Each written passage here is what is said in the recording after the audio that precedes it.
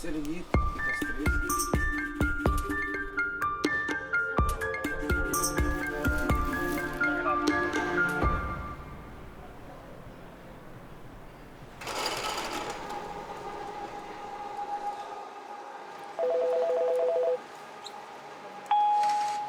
porte est ouverte.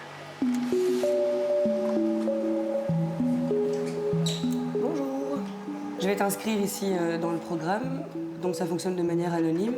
On va juste prendre une date de naissance et la lettre de ton prénom et de ton nom. We zijn in de druggebruikersruimte Gate van de stad Brussel.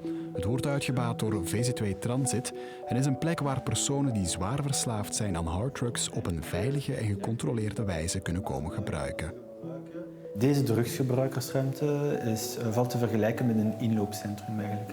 Mensen komen hier en hebben de mogelijkheid tot verschillende diensten. We hebben een pluridisciplinair team, sociaal werkers, opvoeders, verpleegsters, dokters. En de mensen die hier komen, die hebben de mogelijkheid om hun producten op een veilige manier te gebruiken binnen onze gebouwen. Tu peux venir avec moi du coup. Installe-toi. On va reprendre ensemble 2-3 petites règles de fonctionnement, comme ça tu sais comment ça fonctionne. Du coup, on demande ici aux personnes évidemment de respecter, de ne pas dégrader le bâtiment, de ne pas être violent non plus, ni avec les usagers, ni avec le personnel. Pas de vol à l'intérieur du bâtiment, et également pas de deal ni dans la salle, ni aux abords de la salle de consommation.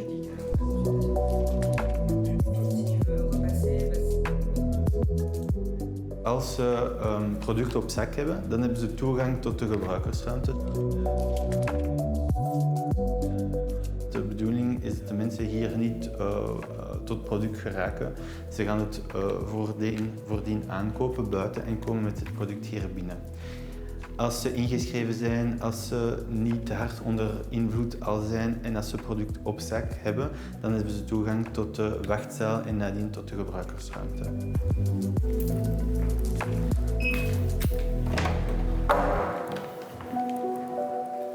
Op 4 maanden tijd hebben we een beetje meer dan 250 verschillende personen kunnen inschrijven. En op een dagelijkse basis tussen de 30 en de 55 personen die hier komen binnenlopen.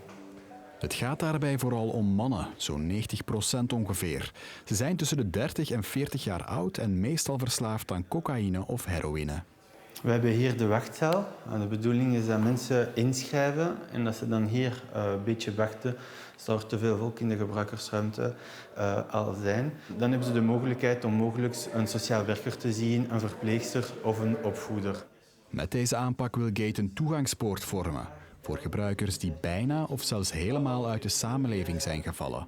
Ze kunnen hier hun administratie op orde krijgen, medische stappen ondergaan en zelfs een traject opstarten richting ontwenning.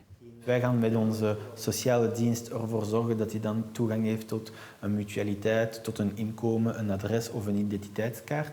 En eens dat hij al die administratieve kwesties in orde heeft gebracht, dan gaan wij dan bellen naar partners om afspraken te nemen in ontwenningscentrums, in therapeutisch centrum. Wij willen eigenlijk een nieuwe ingangspoort zijn naar de reguliere zorgsector.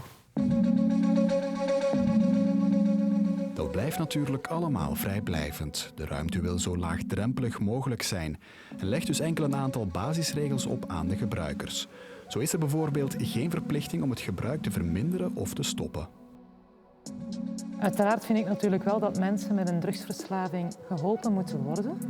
Maar ik geloof er niet in dat je dat doet door dergelijke plekken te gaan oprichten, zonder dat daar, dat wil ik er zeker aan koppelen, zonder dat daar een afbouwscenario aan gekoppeld wordt. Omdat, zoals de naam het zegt, is dat eigenlijk een centrum, een plek, gefaciliteerd en dan ook nog betoelaagd met overheidsmiddelen, waar je mensen dus de kans geeft om drugs, illegale drugs uiteraard, te gebruiken.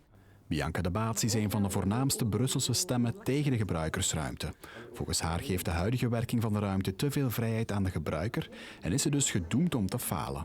Als ik het zou kunnen organiseren, en ik denk dat ik daar zeker ook niet alleen in sta, ook met verslaafden, ex-verslaafden en familie, dan is dat in een centrum waar mensen tijdelijk kunnen verblijven. En waar ze dus niets gebruiken, terug op straat komen en natuurlijk opnieuw met die verleiding geconfronteerd worden. Want die mensen, ja, de dag nadien, hebben terug nood aan die drugs, gaan terug dealers opzoeken, komen met zoveel prikkels in contact met andere druggebruikers dat dat zeer moeilijk is om dat op eigen kracht te doen.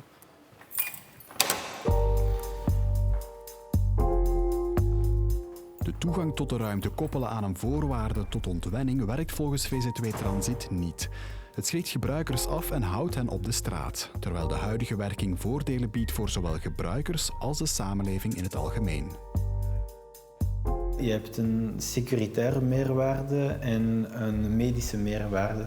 De securitaire meerwaarde is dat als we hier 50 mensen hebben die momenteel hier komen, op die 50 gaan er rond 30, 40 hier binnen gebruiken. En dat zijn mensen die dan niet buiten gebruiken. En dat is materiaal die hier binnen blijft. De medische meerwaarde is dan eerder voor onze doelgroep. En dat is dat zij dan sneller in contact kunnen komen met een dokter, met substitutiemedicatie. En dat ze dan ook sneller kunnen doorverwezen worden.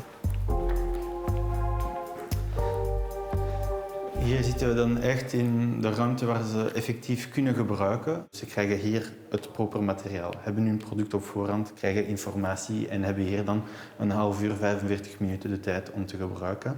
Zou er iets fout lopen, dan hebben we hier de ziekenboeg. En de verpleegster kunnen dan van hieruit eigenlijk zorgen verrichten. Ofwel mensen monitoren, zou iemand een overdosis doen.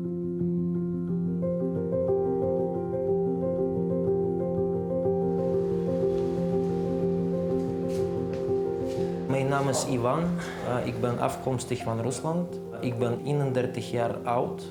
Ik woon in Brussel, maar ik heb een probleem. Ik ben verslaafd van cocaïne.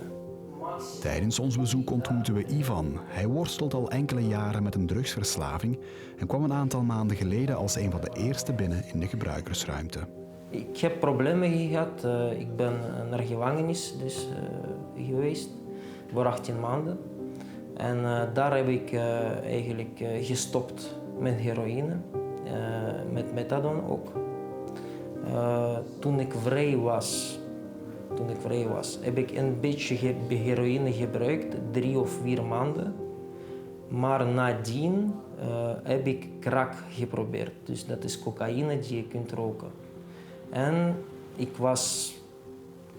ik ben verliefd geworden aan die crack. Ja, dat is een grote stap. Waarom, zal ik u zeggen, nu gebruik ik minder. Waarom? Omdat ik gebruik alleen hier en ik werk. Wanneer ik op straat gebruikte, ik gebruikte meer. Dus nu, wanneer de gate open is, gebruik ik minder drugs. Dat is ook een grote plus. Wij willen eigenlijk hier ervoor zorgen dat mensen zich hier thuis voelen en dat ze hier ook effectief kunnen komen gebruiken, maar dat ze hier ook effectief een beetje kunnen komen rusten. En de mensen die dan misschien vroeger dagelijks 3, 4 gram gingen gebruiken, die zitten nu aan 1 of 2 gram, omdat ze grotendeels van de tijd hier ook binnen blijven. Ik ben ingeschreven in verschillende opnames, omdat ik heb voorwaarden. Ik moet dus voor de justitie een opname doen, 1 jaar minimum. Ik wil methadon stoppen, dus cocaïne stoppen en een nieuw leven openen. Dus dat is mijn plan. En geit speelt ook een grote rol. Waarom? Omdat ik gebruik minder. Ik gebruik niet meer op straat. Dus ik ben meer veilig. De gebruikersruimte bevindt zich in Daneseswijk, in de buurt van Le Monnier. Het is er druk en dicht bevolkt. Heel wat tegenstanders van het project, waaronder buurtbewoners, zijn dan ook helemaal niet opgezet met de ligging van Gate. Zij verkiezen een plek ver weg van het centrum van de stad. Andere steden hebben het geprobeerd om gebruikersruimte eigenlijk buiten de stad te openen. En ze hoopten daarvoor dat die drugsscène zouden verplaatsen. Maar het resultaat was dat eigenlijk een centrum openging met weinig passages. Het feit dat we hier zitten, is dat we eigenlijk in het midden zitten van heel een drugsroutine die er in de wijk zit. En dat is een kilometer, gaan we het zo zeggen, rond de zaal.